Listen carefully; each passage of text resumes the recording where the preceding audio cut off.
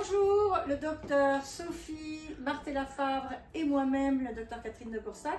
Nous étions au congrès de la Société française de médecine esthétique, qui est un grand succès.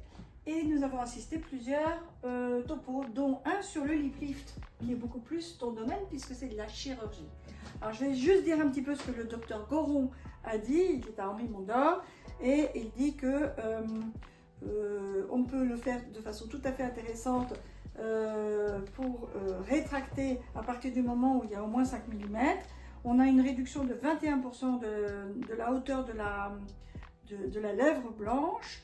Voilà, et sinon c'est beaucoup demandé, par exemple pour les transgenres, et là ils veulent le surgical look, c'est-à-dire en fait un peu plus agressif et une vraie rétraction presque un peu plus importante. Oui, un peu exagéré en Voilà. général, un peu surtraité. Moi, ma patientèle me demande, c'est plutôt des femmes qui sont gênées par le vieillissement, et quand on vieillit, on a la lèvre blanche, donc cette distance qui s'allonge. Donc l'idée, c'est de la raccourcir de façon subtile. Donc moi, je fais plutôt des choses où on va enlever quelques millimètres, de façon à rester dans des proportions tout à fait naturelles. L'important, c'est de garder une bonne proportion entre la partie supérieure et cette zone ici, et entre la lèvre blanche et la hauteur de la lèvre rouge. Donc les transgenres, c'est un petit peu une chirurgie de l'extrême. Ton expérience sur...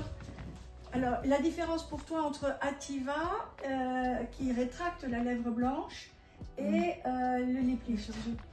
Ativa, l'avantage c'est qu'on n'a pas de cicatrice, on fait l'anesthésie locale au cabinet.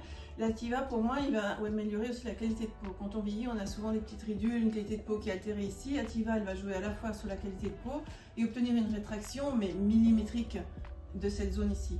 Avec la chirurgie, avec un lip lift, on ne va pas changer la qualité de peau. Par contre, on va faire ressortir davantage la lèvre rouge et on va raccourcir la lèvre blanche de 2 à 15 mm. Selon la situation, on peut vraiment enlever un petit peu ce qu'on veut.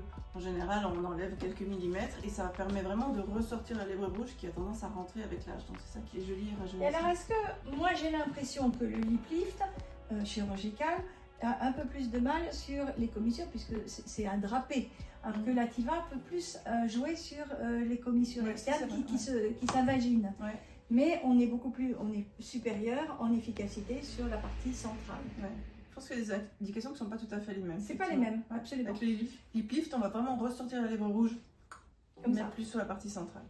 Et alors quand la patiente a un nez un peu retroussé, est-ce que la cicatrice n'a pas de risque? Non, la cicatrice ne gêne pas. Il faut vraiment bien placer la cicatrice, profiter des ombres naturelles de la peau qu'on a autour des narines et puis aller vraiment en profondeur dans la narine. Il ne faut pas passer la cicatrice ici, évidemment. Bien sûr. Ça se voit. Oui, oui. Donc on a beaucoup de solutions pour la lèvre blanche qui s'allonge avec le temps.